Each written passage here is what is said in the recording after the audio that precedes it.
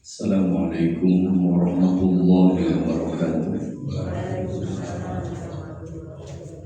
Alhamdulillahi rabbil alamin. Wa bihi nasta'inu ala umuri dunya waddin. Asyhadu an la ilaha illallah wahdahu la syarika lah. Wa asyhadu anna Muhammadan abduhu wa rasuluh. Khatamul anbiya'i wal mursalin. Allahumma salli wa sallim wa barik ala nabiyyina Muhammadin wa ala alihi wa ashabihi wa man tabi'ahum bi ihsanin ila yaumiddin, amma ba'd. Ibu bapak jemaah dan kaum muslimin wal muslimat rahimani wa rahimakumullah. Semoga Allah senantiasa melimpahkan taufik dan rahmat-Nya kepada kita. Mari terus bersyukur dan bersyukur, karena syukur adalah ibadah. Sedangkan ibadah adalah tugas dan kewajiban setiap hamba Allah Subhanahu wa ta'ala. Aplikasi dan perwujudan syukur itu bukan sekedar ucapan-ucapan sanjungan pujian kepada Allah. Namun lebih daripada itu adalah perbuatan, amal yang betul-betul real, dan itu semuanya adalah sesuatu yang berasal dari dalam hati. Ketika seseorang menyadari bahwa apapun yang dirasakan, dinikmati, didapati, baik yang lahir maupun yang batin, itu semata-mata karunia dari Allah, pastilah dia akan memuji Allah dengan lisannya. Pastilah dia akan berusaha untuk menaati perintah-perintahnya dengan beribadah kepadanya. Salah satu ibadah itu, selain sholat, selain membaca Al-Quran, selain puasa, selain zikir dalam bentuk mungkin membaca tasbih, tahlil, adalah ibadah dalam bentuk bermajelis ilmu. Dan majelis ilmu itu disebut majelis zikir. Mengapa jemaah? Karena kita sedang mengingat Allah. Bukankah ketika kita membaca Al-Quran berarti kita mengingat Allah? Karena itu kalam Allah. Kita membaca hadis Nabi, kita juga mengingat Allah. Karena itu bimbingan Nabi, Nabi utusan Allah menjelaskan syariat dan hukum Allah. Mana yang benar kita ikuti, mana yang salah kita jauhi. Yang halal, yang haram, yang wajib, yang dilarang. Berarti kan dalam rangka mengingat Allah Subhanahu wa ta'ala.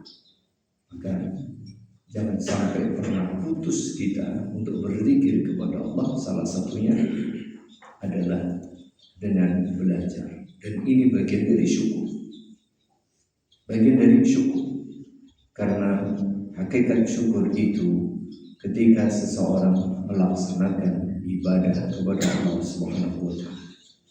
Nabi SAW diperintah oleh Allah Subhanahu wa ta'ala, fasalli li rabbika wanhar, maka kerjakan salat untuk Tuhanmu Allah, sembelihlah korban untuk Tuhanmu Allah sebagai bentuk syukurmu wahai Muhammad, karena Allah telah memberi engkau nikmat karunia dunia, agama, akhirat yang tiada tandingannya. Inna a'tainakal kautsar, kan begitu. Demikian pula ketika seseorang bersyukur kepada Allah, sesungguhnya bentuk itu adalah ibadah kepadanya. Semoga apa yang kita lakukan pada kesempatan pagi hari ini betul-betul sebagai bahagian dari syukur kita, zikir kita, dan ibadah kita kepada Allah. Karena Allah telah memberi kita segala kenikmatan yang sampai hari ini kita rasakan. Semoga pula salawat, salam, dan keberkahan dilimpahkan selalu kepada Nabi kita Muhammad sallallahu alaihi wa ala alihi wasallam, para istri, keluarga, sahabat, dan tentu semua umat Islam yang masih bersabar dan setia mengikuti agama ini dengan baik sampai kala hari kiamat tiba, termasuk kita semua. Amin. Baik jamaah yang mudah-mudahan dirahmati Allah Subhanahu wa taala. Kita masih berada pada bulan Muharram. Mari kita maksimalkan ibadah kita sesuai dengan kemampuan masing-masing dengan beragam yang bisa kita lakukan.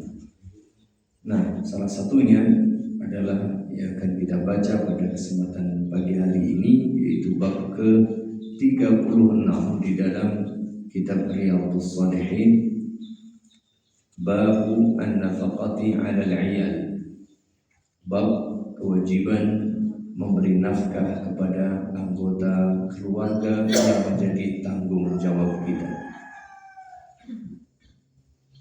Jangan sampai ketika kita berinfak, memberi nafkah atau melakukan kebaikan, termasuk salah satunya adalah kebaikan dalam bentuk harta, jangan sampai dilakukan karena terpaksa, tapi lakukan ini sebagai sebuah kewajiban dari Allah, ibadah yang harus kita lakukan lillahi subhanahu wa ta'ala. Karena memang begitu, lebih-lebih ini pada bulan mulia, maka kita kuatkan kembali keikhlasan dan niat kita dalam beribadah. Karena ibadah bukan sekedar tadi dalam bentuk ibadah-ibadah yang khusus, tapi ada ibadah-ibadah yang asalnya itu umum, tapi bergantung niat kita. Salah satunya adalah kewajiban memberi nafkah kepada keluarga. Mari kita dengar firman Allah Subhanahu wa taala di dalam surah Al-Baqarah ayat 233. Wa 'alal mauludi lahu rizquhunna wa kiswatuhunna bil ma'ruf. Kewajiban seorang lelaki memberi para ibu, artinya istrinya yang memiliki anak itu, makanan dan pakaian yang layak. Jadi seorang suami ketika memiliki istri lalu memiliki putra putri keturunannya, maka jangan hanya anak keturunannya yang diperhatikan, tapi sang ibu yang telah mengandung, mendidik, memeliharanya itu juga punya hak untuk dipenuhi oleh sang kepala rumah tangga tadi. Dan ini merupakan bahagian dari kesempurnaan dan keindahan syariat agama Islam yang mulia ini. Karena bisa jadi dahulu atau di sebagian komunitas wanita itu tidak diperhatikan, dieksploitasi, dimanfaatkan, tapi kurang mendapatkan hak dan perhatian. Islam datang memberikan hak dan perhatian kepada kaum wanita. Salah satunya adalah kewajiban lelaki, kewajiban suami untuk memberikan nafkah, di antaranya sandang dan pangan yang layak bagi setiap ibu yang mengandung dan melahirkan serta mendidik anak keturunan. Seberapa kadar ukuran nafkah yang harus diberikan kepada istri yang telah mengandung, menyusui, memelihara, mendidik anaknya? Di dalam surah At-Talaq ayat 7, Allah Subhanahu wa taala sudah memberikan arahannya. Liyunfiq dzu sa'atin min sa'ati. Bagi orang yang diberi kelapangan rezeki, bagi orang yang mampu, ada kelebihan harta, orang kaya hendaknya memberikan nafkah juga sesuai dengan kadar kekayaan dan kelebihan rezekinya ini. Jangan bakhil. Sebaliknya, wa man qudira alaihi rizquhu falyunfiq mimma ataahu Allah. Tetapi bagi Siapapun yang diberi rezeki pas-pasan, maka berikan nafkah itu sesuai kemampuan dirinya. Tidak bisa dipaksa harus sama, harus sekian-sekian, kecuali bagi yang memiliki kelebihan. Hendaknya dia berikan pun dengan lapang. Karena la yukallifullahu nafsan illa ma ataha. Allah tidak akan memberikan beban kepada setiap pribadi kecuali sesuai pemberian Allah Subhanahu wa taala kepada masing-masing. Tentu orang yang miskin tidak akan dibebani seperti orang yang kaya. Sehingga Islam itu indah, cocok buat siapapun. Yang kaya masuk, yang miskin oke, semuanya akan melaksanakan kewajiban sesuai dengan kadar kemampuan dirinya. Dan ibu bapak jamaah yang mudah-mudahan dirahmati Allah Subhanahu wa taala, bagi kaum lelaki, para suami, para kepala rumah tangga, kepala keluarga, jangan bakhil, jangan khawatir, waduh biaya hidup mahal, anak banyak, gitu. Kemudian istriku, waduh kebutuhannya ini dan itu dan seterusnya. Jangan khawatir jemaah. Ketika seorang lelaki siap menikah, siap mengemban amanah, maka jika ia berikan nafkah itu karena Allah, dari harta yang halal, ikhlas dalam rangka menjalankan perintah Allah, kewajiban dari Allah, ini dia. Wa ma anfaqtum min syai'in fa huwa yukhlifu. Apa saja yang kau infakkan, apa saja yang kau nafkahkan, pasti Allah menggantinya. Kalau bapak-bapak pengen banyak dapatnya dari Allah, ya semakin banyak nafkahnya buat istri. Kalau pengen rezekinya semakin banyak, perbanyak nafkah buat istri dan keluarganya. Sebenarnya rumusnya seperti itu. Rumusnya, Pak, bagaimana mau banyak, buat diri saya aja kurang. Ya bagaimana? Niatkan untuk memberikan yang terbaik buat istri dan anak-anaknya, pasti Allah akan mengganti, baik di dunia maupun nanti jelas di akhirat. Bagi orang yang beriman, bagi orang yang melakukannya dengan ikhlas lillahi ta'ala, bagi orang yang menginfakkan hartanya dari yang halal, jangan khawatir, Allah Maha Kaya dan Allah tidak akan mengingkari janjinya. Wa ma anfaqtum min syai'in fa huwa yukhlifu. Demikian tersebut di dalam surat Saba ayat 39. Maka mumpung ini bulan baik, bulan mulia, Muharram, apalagi awal tahun, sebagai evaluasi dan upaya meningkatkan kualitas pribadi kita. Oh, tahun ini aku lebih baik. Dan saya kira semua kita ingin, oh tahun ini mudah-mudahan lebih baik daripada tahun kemarin. Jangan hanya sekedar harapan, cita-cita dan doa, tapi coba kita upayakan, kita usahakan. Oh iya, kemarin saya begini atau segini nafkah saya, sementara saya punya kelebihan. Oh, tahun ini saya tambah. Kalau memang mampu, begitu saja. Jangan kira pula nafkah yang sehari-hari kita keluarkan buat istri, buat anak, untuk kebutuhan sehari-hari, operasional hidup ini banyak jemaah, mahal. Itu jangan dikira kemudian hilang begitu saja, tidak.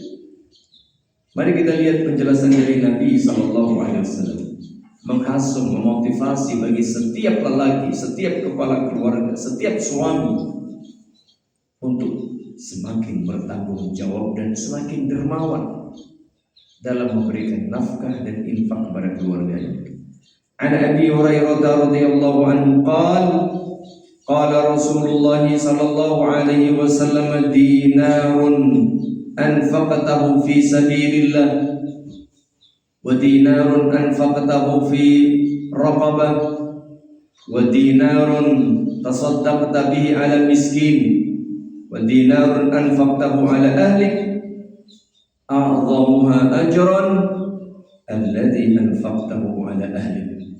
Insyaallah jemaah. Hadis riwayat Imam Muslim.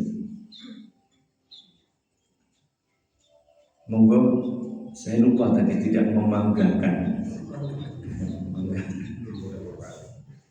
Saya itu tadi pengen minum tapi nunggu penjenengan sudah semuanya malah saya lupa. Monggo jemaah. Ini sebagai penghangat suasana, penghangat badan.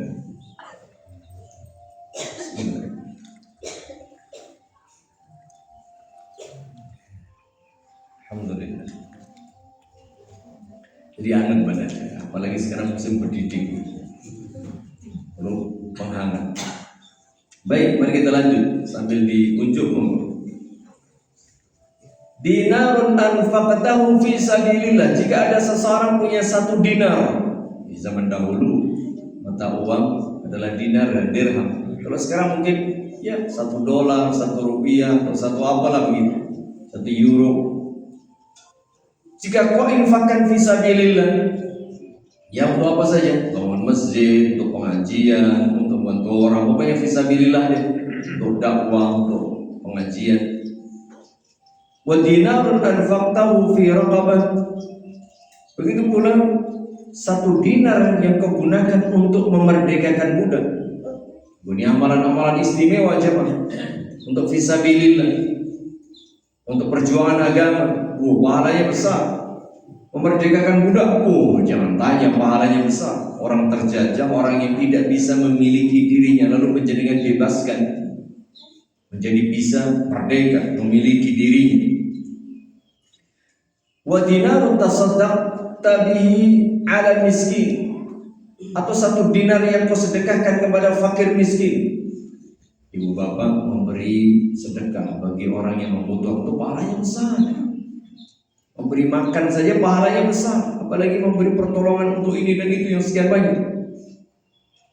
Lalu ada kemungkinan yang berikutnya, wa dinarun anfaqtahu ala ahlik.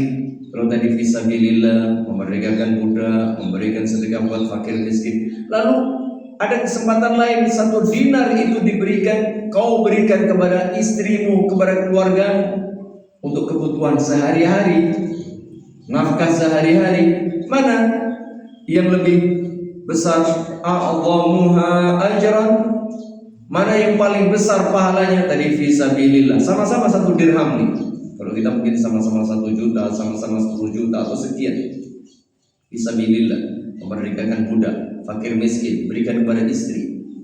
Maka a'zamuha ajran alladzi anfaqtahu ala ahlik. Pahalanya yang paling besar jika 1 dinar tadi diberikan untuk nafkah istrinya. Karena apa? Nafkah kepada istri itu wajib yang pertama. Sebelum tadi fisabilillah, sebelum memerdekakan budak, sebelum kepada fakir miskin. Siapa yang pertama kali harus diberi nafkah? Istri. Ini menunjukkan ibu bapak, jika seseorang melakukan kewajiban, itu pahalanya paling besar. Jadi kalau penjenengan memberi nafkah pada istri dan keluarga cukup, itu pahalanya tak terhingga. Karena ini hukumnya apa? Wajib. Amalan wajib itu lebih besar pahalanya daripada amalan sunnah. Jadi prioritaskan, utamakan istri dan anak dahulu. Baru kalau ada bahasa Jawa atau istilah kita, isi duit lanang. Nah, itu dia. Duit lanang ini bisa gunakan untuk macam-macam. Iya. Duit pantun ya sudah, ini hak istri dan keluarga. Jangan diutak-atik. Nah, ini yang paling besar pahala. Setelah itu silakan mau fisabilillah, mau ini, mau itu, mau. Berarti apa? Utamakan nafkah kepada istri dan keluarga. Dari hadis yang mulia ini jemaah, bisa kita ambil salah satu pelajaran, salah satu hikmah, bahwa seorang lelaki pantang menelantarkan istrinya. Seorang suami dosa menelantarkan istrinya tanpa diberi nafkah, padahal dia mampu. Oh, jangan dikira gak berdosa, dosa. Begitu pula ditegaskan dalam riwayat dari sahabat an Abi Abdullah yuqalu lahu Abu Abdurrahman Thawban bin Bujdud maula Rasulullah sallallahu alaihi wasallam qala Rasulullah sallallahu alaihi wa ala alihi wasallam afdalu dinarin yunfiquhu ar-rajul dinar atau uang atau harta terbaik yang diinfakkan oleh seseorang adalah, jadi kalau bapak-bapak ini ingin mendapatkan pahala infak terbaik, ternyata satu, dinarun yunfiquhu ala iyali, harta yang dia infakkan untuk keluarganya. Ini yang pertama, sebelum untuk yang lain. Maka penuhi kebutuhan keluarga lebih dahulu. Dan ini pahalanya paling besar. Baru kemudian yang kedua, wa dinarun yunfiquhu ala dabbatihi fi sabilillah. Baru harta berikutnya yang pahalanya paling bagus setelah pahala infak atau nafkah untuk keluarga tadi, ketika seseorang mengurus, memberikan biaya infak nafkah untuk kendaraannya yang digunakan fisabilillah. Dulu zaman dahulu ada unta, ada kuda, ada keledai yang dipakai untuk fisabilillah. Sekarang penjenengan punya mobil, punya motor, punya kendaraan yang dipakai untuk fisabilillah, mungkin untuk ngaji, untuk bekerja, untuk membantu orang lain, untuk berdakwah, untuk mengajar, diurus. Karena itu bagian dari apa? Infak fisabilillah. Motorku biar bagus, prima, selalu diservis secara berkala, rutin berkala, servisnya yang bagus. Nah, duit, uang, ya, yang kita belanjakan untuk itu dengan niat untuk fisabilillah berpahala. Jangan main-main, luar biasa. Tapi kalau sekedar membeli kendaraan untuk barbel, ya, bukan untuk fisabilillah, urusan lain, kan gitu ya. Maka boleh menjadikan punya kendaraan yang bagus untuk fisabilillah, ya. Tapi biasanya kendaraannya apa ini? Angel, fisabilillah gimana? Mungkin tetangganya sakit aja, waduh Pak nanti kalau baret pripun. Tapi kalau fisabilillah sudah. Allah, ada satu mobil, ya, bahasa kita mobil perang gitu ya, dipakai ini, pakai itu, macam-macam. Itu pahalanya luar biasa. Begitu pula wa dinarun yunfiquhu ala ashabihi fi sabilillah. Barulah nanti dinar atau harta yang dinafkahkan, diinfakkan untuk orang lain yang ia gunakan fi sabilillah. Intinya yang paling pertama tadi buat siapa ibu-ibu? Istri dan anak-anak. Pagi hari ini ibu-ibu tersenyum. Tuh Pak nih, gitu. Hati sih menungui. Pak no mulai sasiki ya tambahlah. Biar bapak pahalanya besar. Ibu-ibu harus pandai merayu begitu, mengingatkan sang suami supaya dapat pahala. Ibu, lo seneng kue, monggo hari nopo. Nah, lo kan sing ngimotaken Pak.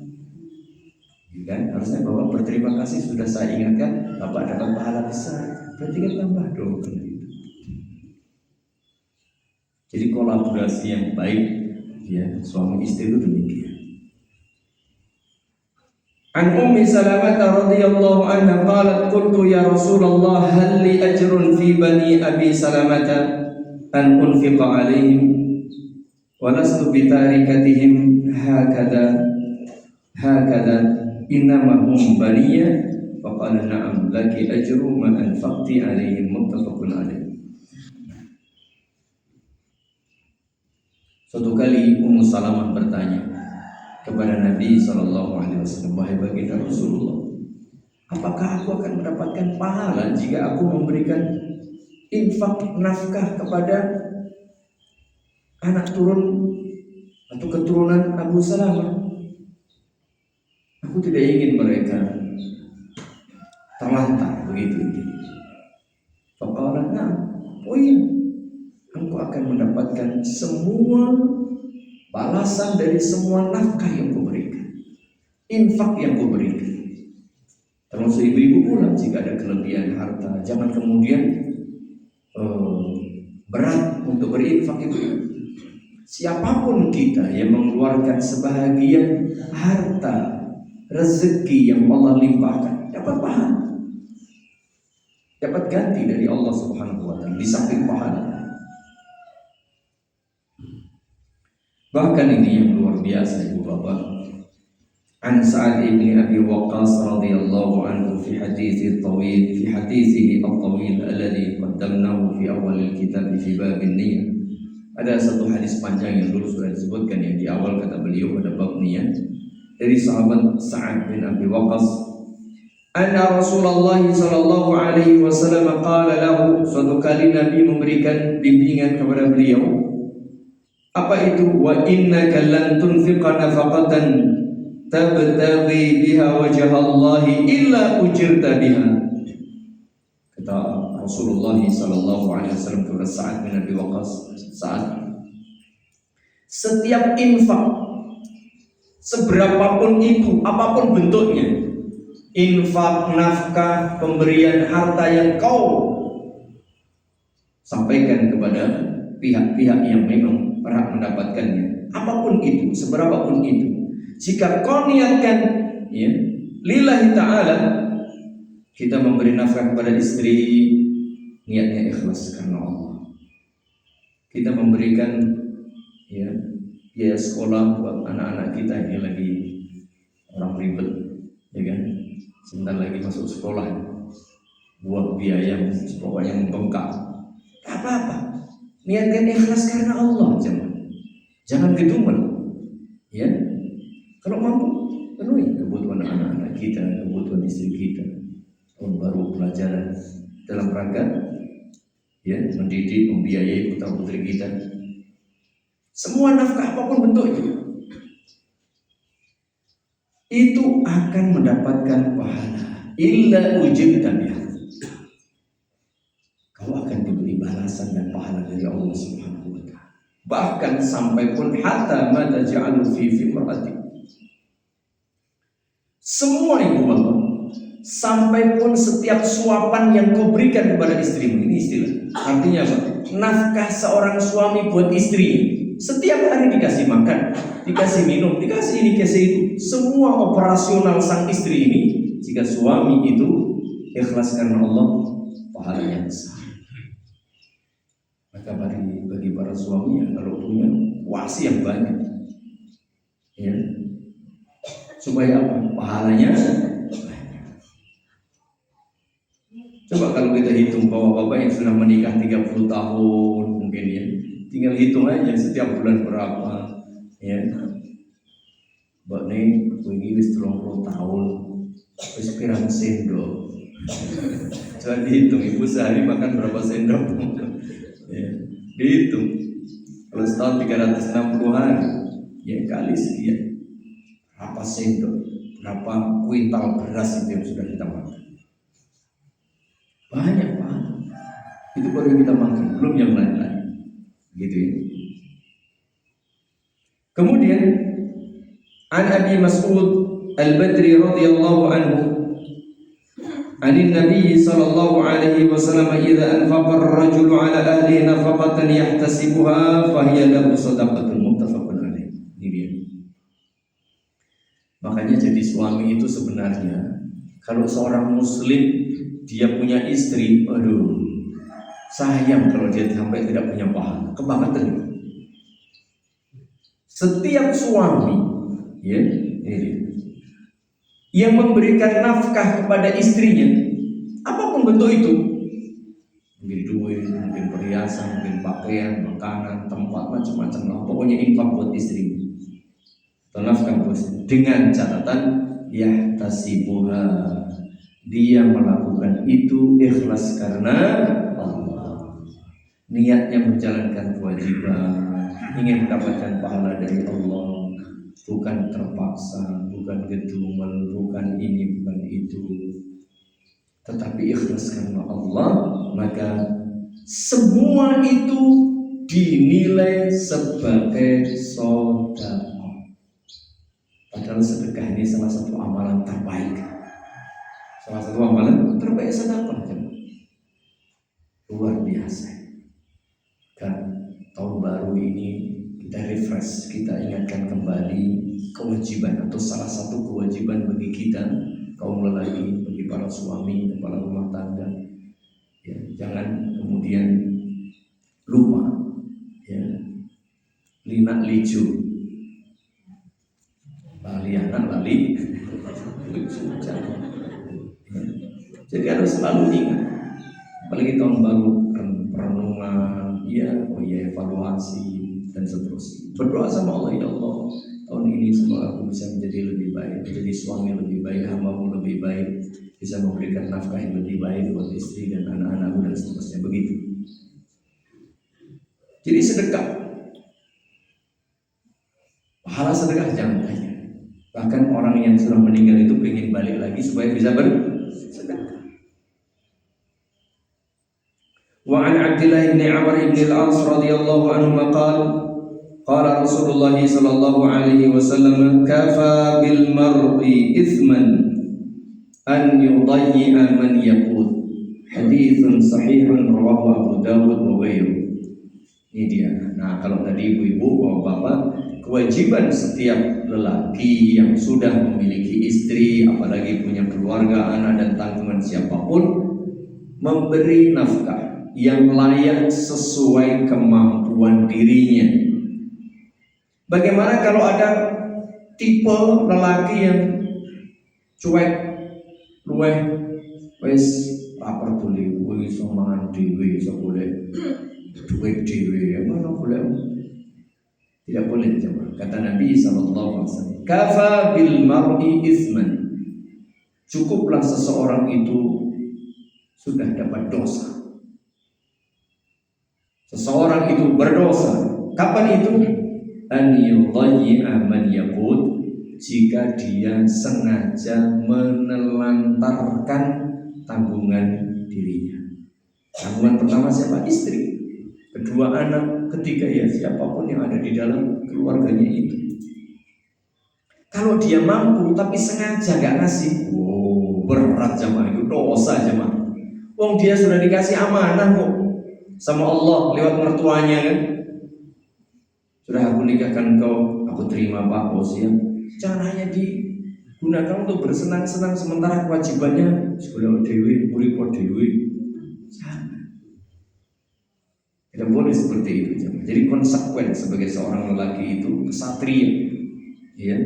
Jangan kemudian cari enake dewi.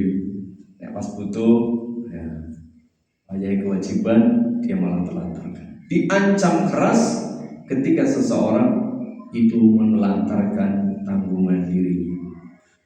Wa rawahu Muslimun fi sahihihi bimakna.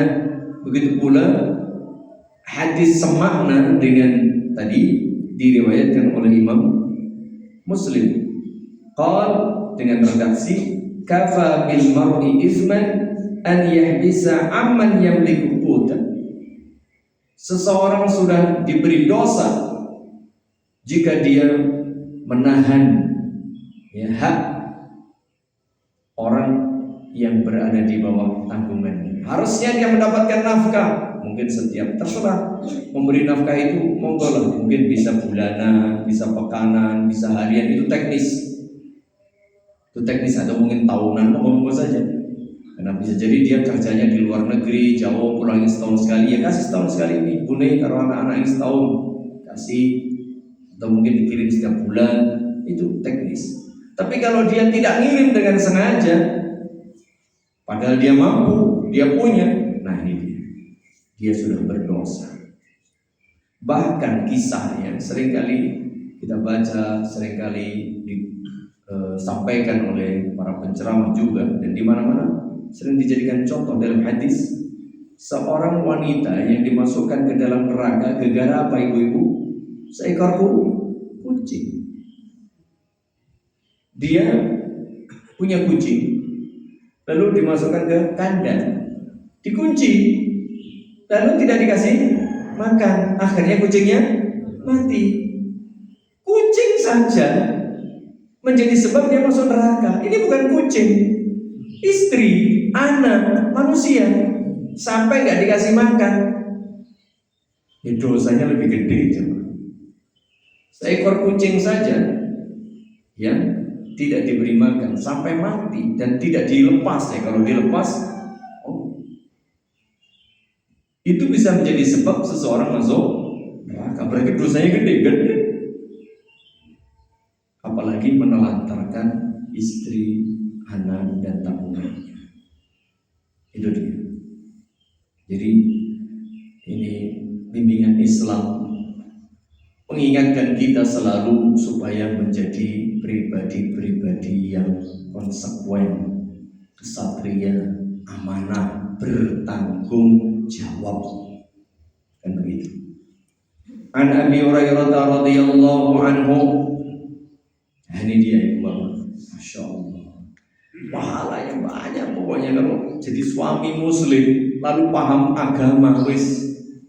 Itu sumber pahala terbesar seorang lelaki, salah satunya dari mana? Kalau dia menikah. Makanya ya, Islam menganjurkan orang itu menikah supaya dia bisa memberi nafkah. Nafkah terbaik buat siapa? Istri. Ada yang belum menikah? Yang masih muda? Belum menikah? Hari ini menikah. Ayo, gula isi isu. Mau gula rezeki aja bisa sampai belum sore sudah aku udah cukup. Gula manuk, gula imak, mancing itu. Masa nggak dapat hari ini? Ya, biar segera apa? Biar segera bisa memberi nafkah. Ini lihat. Janji Allah Subhanahu wa taala. Luar biasa. An Abi Hurairah radhiyallahu anhu anna Nabiy sallallahu alaihi wasallam qala ma min yawmin yusbihu al-ibadu fihi illa malakan yanzilan. Setiap pagi ketika kita ini hidup, masih hidup dalam kehidupan kita setiap hari, dan pagi, siang, sore, malam, balik lagi. Setiap pagi itu, setiap awal hari ada dua malaikat yang menyapa, dua malaikat yang sejatinya mendatangi kita. Kita nggak ngerti ya. Lalu malaikat itu turun mendatangi setiap hamba. Berdoa malaikat itu, dan ingat doa malaikat itu mustajab. Fayaqulu ahaduhuma, ada dua malaikat yang satu doanya begini, Allahumma a'ti munfiqan khalafa. Ya Allah, berilah ganti yang lebih baik bagi setiap orang yang hari ini berinfak. Maka setiap hari kalau bisa berinfak, ya salah satunya dari infak buat siapa? Istri dan anak. Supaya didoakan oleh malaikat. Sebaliknya orang yang bakhil, orang yang tidak mau berinfak, wa yaqulul akhar, dia punya harta, dia punya kelebihan, tapi bakhilnya, kikirnya, cetilnya, masya Allah, sampai istrinya minta-minta, sampai istrinya kepulang gitu. Oh, jadi suka berdua isi boleh utangan, jalur-jalur. Jangan sampai. Orang yang tidak mau memberikan nafkah, kata malaikat, Allahumma a'ti mumsikan talafa. Ya Allah, orang yang bakhil itu, yang tidak mau berinfak buat istri anaknya, berilah kebinasaan hartanya dan tidak berkah. Ini menunjukkan bahwa orang yang suka berinfak, yang pertama infak buat siapa? Dirinya, lalu istrinya, lalu anaknya, lalu tanggungannya. Itu dulu. Orang yang perhatian, orang yang care, orang yang betul-betul ngurus istri dan anak serta keluarganya, selalu didoakan malaikat supaya hartanya dapat ganti, dapat keberkahan dari Allah Subhanahu wa taala. Sebaliknya yang bakhil, yang tidak mengurus keluarganya didoakan buruk oleh malaikat. Allahumma a'ti mumsikan talafa, berilah kebinasaan dari orang yang bakhil. Kalau orang yang suka berinfak, Allahumma a'ti munfiqan khalafa, ganti di dunia apalagi di akhirat pahalanya besar. Siapa yang tidak ingin didoakan kebaikan oleh malaikat? Agar didoakan kebaikan oleh malaikat, dia berinfak. Dan infak yang pertama buat siapa tadi? Istri. Dirinya sendiri kemudian istri. Masya Allah. Bapak-bapak nanti pulang ke rumah, wes tabungannya bongkar, wes. Yang mau nih pekap, ya.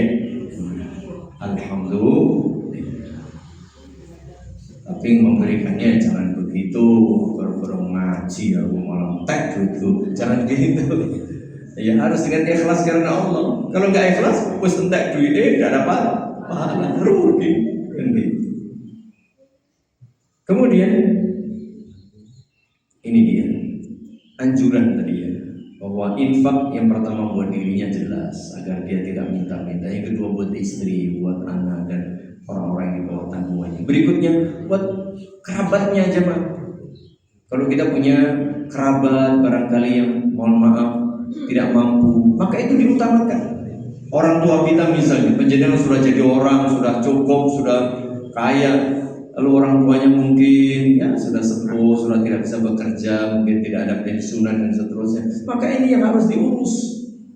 Mungkin saudara penjenengan, kakak, adik atau pak le dan semuanya ada yang miskin, tidak mampu, maka itu diutamakan. Lalu nanti sesama muslim, mungkin tetangganya, orang dekat, sahabatnya, jamaahnya, seperti itu. Jadi infak memang kepada semuanya ya, tetapi ada prioritas jika milik atau harta kita terbatas, atau berikan kepada yang lebih utama dan baru yang lain. Nah, anjuran berinfak ini secara umum disampaikan di dalam hadis Nabi SAW juga dari Abu Hurairah radhiyallahu anhu. Masih dari sahabat Abu Hurairah radhiyallahu anhu, "Anin Nabi sallallahu alaihi wa ala alihi wasallam qala, al-yadul 'ulya khairun min al-yadis sufla." Tangan yang di atas lebih baik daripada tangan yang di bawah. Ini satu ungkapan, artinya memberi lebih baik daripada meminta. Jadilah orang yang suka memberi kepada sesama, dan jadilah orang yang suka meminta kepada Allah Subhanahu wa taala. Jangan dibalik. Jadi kalau kepada Allah jadilah meminta-minta. Tapi kalau kepada sesama jadilah orang yang memberi. Memberi apa saja? Pak, saya sendiri itu butuh. Ya berilah senyum, berilah doa, berilah salam, jangan meminta. Minta yang kepada Allah, berilah aku ini, berilah aku itu, beri macam-macam.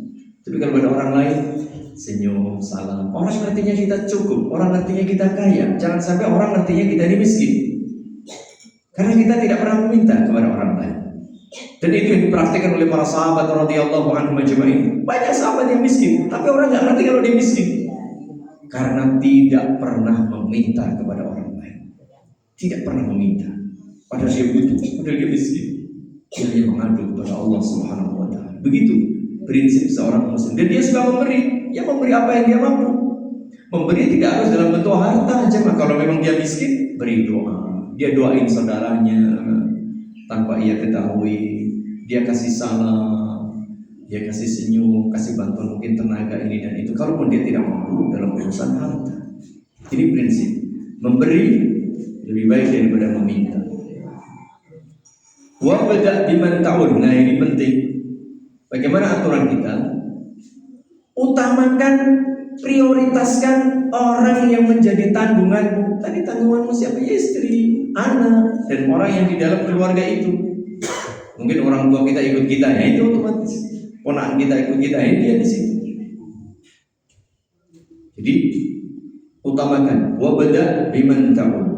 Mulai awali utamakan, prioritaskan orang-orang yang menjadi tanggung jawabmu secara langsung. Begitu. Wa khairu sadaqati ma kana an dhahri ghina. Ini dia. Kapan sedekah itu punya nilai lebih lagi? Kalau tadi kan sedekah itu mendapatkan pahala lebih jika diberikan kepada yang paling berat. Contoh, 1 dinar, sama-sama 1 dinar, tapi diberikan kepada istri yang paling berat itu lebih baik daripada fisabilillah. Karena apa? Karena penerima ini paling berat. Lalu ada juga unsur pahala itu menjadi lebih besar. Sebabnya apa? Karena kita sedang senang duit. Wah, alhamdulillah tahun ini usaha wis jan tapi tenan. Ora kaya biasane kok duit kaya disoke. Nek mulai ngarungi duit terus biasanya orang kalau kayak gitu lupa. Wah, mumpung pakai kumpul. Nah, saat penjenengan dapat banyak dan suka duit, sedekahkan, mesti abot luar biasa. Orang ketika seperti ini biasanya sulit bersedekah. Ayo sugih yang jangan tanya, belum tentu jamu duit itu ya Allah, dal. Ini oblas rahmat tuh ya, memang begitu. Rata-rata orang itu sulit. Nah, saat sulit seperti itu, artinya sulit bersedekah. Saat kita lagi cinta duit dan lagi banyak, kok penjenengan sadar diri ya Allah. Aku tahun ini nyekel duit urung mesti saya waktu bingung untuk nyekel. Saat itu ketika penjenengan bersedekah, itu sedekah terbaik.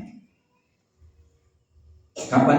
Saat kita berat untuk bersedekah, tapi kita sadar ini dari Allah Subhanahu wa taala. An-dhuhrina. Wa khairu sadaqati ma kana an-dhuhrina. Ini sebaik-baik sedekah. Itu salah satu unsur atau sebabnya menjadi terbaik. Sedekah terbaik saat kita cinta duit, cinta harta. Berat mengeluarkan harta tapi kita keluarkan. Kemudian waman yasta'fif yu'ifahullah. Nah, bagi yang tidak mampu, yang belum bisa, hendaknya menjaga iffah, menjaga kesucian diri, menjaga diri. Aku butuh ya anakku sekolah, anakku kuliah, siji mlebu TK, siji SD, SMP, SMA, kuliah, siji arep nikah.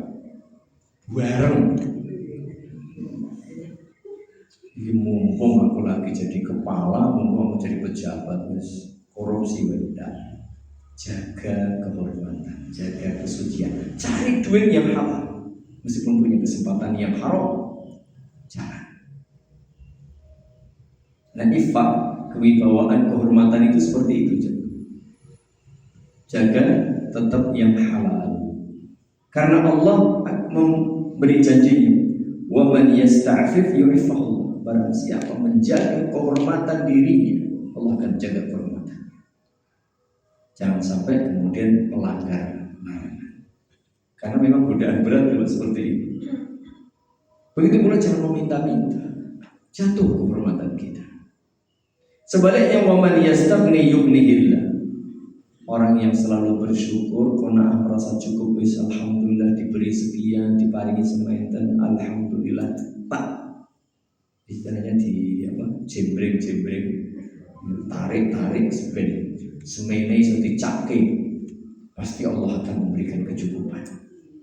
Ya, seperti itu jemaah. Ini prinsip dalam agama Islam bahwa bahwa kita diperintah supaya memang banyak bersedekah, tetapi sedekah dari yang halal. Dari yang halal dan niatnya ikhlas karena Allah. Begitu pula kalau tidak mampu, jangan memaksa diri kemudian rela mengorbankan kehormatan diri. Tidak. Jaga kehormatan itu lebih baik dan lebih mulia. Dan siapapun yang merasa cukup, qanaah dan bersyukur kepada Allah, Allah akan cukupkan itu. Nah, duit kamu semene, kok ya cukup kabeh. Alhamdulillah gitu. Karena yang memberikan kecukupan itu Allah Subhanahu wa taala. Punya Allah takdir sudah hampir jam 6 juga. Pas listriknya bunyi, pas kita sudah hampir selesai. Begitu jemaah, ya. Dan memang hadisnya selesai. Hadis itu bab 36 pas habis. Ya.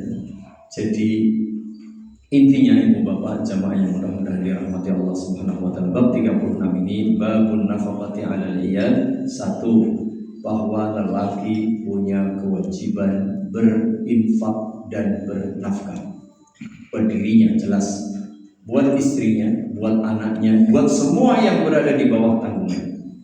Dan semua infak atau nafkah itu jika dilakukan satu dengan ikhlas karena Allah, menjalankan perintah Allah, dan dari harta yang halal, jangan khawatir semua itu diganti sama Allah Subhanahu wa taala. Sampai pun penjenengan kasih minum, kasih makan, kasih kecil apapun, semua dihitung sama Allah Subhanahu wa taala, dan Allah Maha mengetahui. Ya, wa ma anfaqtum min syai'in fa huwa yukhlifu. Ya, maka Allah akan mengganti. Berikutnya, utamakan dari yang lebih berhak, dari istri, anak, baru yang lain-lain. Kemudian jadikan infak atau sedekah ini sebagai sebuah sebuah amalan yang menjadi amalan utama kita, ya, yang pokoknya jadi andalan. Nah, ini maksud saya. Dan sedekah atau infak tidak harus banyak, ibu-ibu. Bapak-bapak juga tidak harus banyak tadi. Dia fiktu sa'atin min sa'ati. Kalau dia jenengan punya kelebihan harta banyak, tapi kalau tidak, faman qudira alaihi rizquhu falyunfiq mimma ataahu Allah. Kalau dia tidak banyak, sesuai kemampuan masing-masing, dan jangan pernah malu atau gengsi atau minder. Karena Rasulullah sallallahu alaihi wasallam menyatakan, la tahqiranna minal ma'rufi syai'an. Jangan sekali-kali merendahkan kebaikan sekecil apapun itu. Termasuk penjelasan, isi lepok infak mau 500, jangan malu. Jangan merendahkan kemampuan diri kita. Mampu semua, bismillah karena Allah. Pun yang lain kalau diberi mosok kowe sedekah aku mau 1000 repes, hantu iku mung kuwi. Enak ra gelem kene tak kuwi ora. Gitu. Jangan merendahkan pemberian orang, atau jangan kita merendahkan diri kita ketika akan memberi orang. Lalu jadikan tadi kesempatan emas meraih doa kebaikan dari malaikat. Allahumma a'ti mumfiqan khalafan. Ya Allah, berilah ganti bagi orang yang suka berinfak. Dan jangan sampai kita didoain malaikat yang dengan doa yang buruk. Allahumma a'ti mumsikan talafan. Ya Allah, binasakan hartanya karena dia bakhil. Jangan. Maka seorang muslim, al-yadul ulya khairun min al-yadis sufla. Prinsip seorang mukmin, seorang muslim, selalu memberi dan jangan meminta kecuali kepada Allah Subhanahu wa taala. Wa iyyaka nasta'in, hanya kepada Engkau ya Allah kami mohon pertolongan, termasuk mohon pertolongan diberi harta. Semoga bermanfaat. Lebih kurangnya mohon maaf. Semoga Allah Subhanahu wa taala memberi kita ketakwaan, keimanan, akidah yang benar, tauhid yang murni. Semoga Allah memberi kita kemudahan menjalankan ibadah dengan ikhlas dan benar. Semoga Allah beri kita istiqomah dalam menjalankan agama. Semoga Allah beri kita ilmu yang bermanfaat, amal saleh yang diterima, rezeki yang halal, thayyib dan barakah. Semoga Allah jadikan kita hamba-hambanya yang ahli infak, ahli sedekah. Semoga Allah menjadikan kita hamba-hambanya yang ahli zikir, ahli syukur dan ahli ibadah dengan baik. Dan semoga Allah Subhanahu wa taala memberkahi kita semuanya. Amin. Demikian, lebih kurangnya mohon maaf. Subhanakallahumma wa bihamdika asyhadu an la ilaha illa anta astaghfiruka wa atubu ilaik. Assalamualaikum warahmatullahi wabarakatuh. Waalaikumsalam.